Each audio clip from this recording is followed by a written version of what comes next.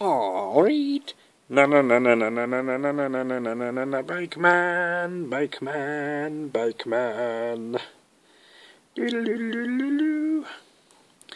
Right, here is the bike man from the Action Man spin-off A.T.O.M series, which, don't quote me on this, but I think it kind of stands for something like Action Teens on Machines or something like that. And picked this one up because it just looked so cool. It's part man and part bike. I don't know what he's called, but you know, we'll call him somewhat like Barry. And not only is he half man, half bike, but he can also then kind of become slightly more man-like, which I'll show you later on. But you can see there, this leg kind of sticks out like that, which I guess is pretty good for kind of tripping somebody over. But the feature on it is his sort of knee pad here.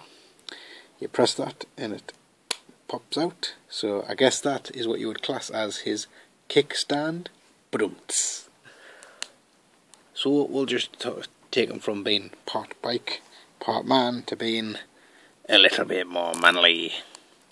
And it doesn't really work that well, because this kind of works well, having like the kind of the bike leg, but then he's kind of left with this kind of just hand that has handlebars on, which, well, who uses them? Because in his bike mode, essentially somebody would then be sat on his face, which, I mean, he might be into that type of thing for all I know. And then his arm kind of just can move backwards and forwards and round a bit, but it's kind of hindered by the big gigantic wheel on the back. But I do like the kind of exhaust pipes across the back. That is a pretty cool look.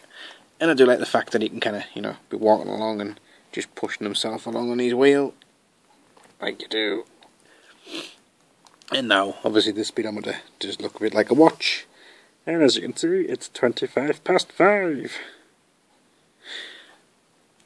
He kind of reminds us a little bit of like Dog the Bounty Hunter, or some kind of, you know, that type of person, I guess. And I do like the fact that you've got this these cylinders or piston things or whatever, showing off my mechanical knowledge there, and they're kind of reminiscent of like a rib cage type of thing on the inside. So check these out. I do have a little box full of other characters from this series, and I do actually personally really quite like them. But this is the one that I really like the most, that I think is the most unique looking and everything. So I figured I would show him off first. The other thing I'll point out is that they all have different patterns on their soles. So now you are informed upon that. Thanks for watching, and I'll catch you all later on.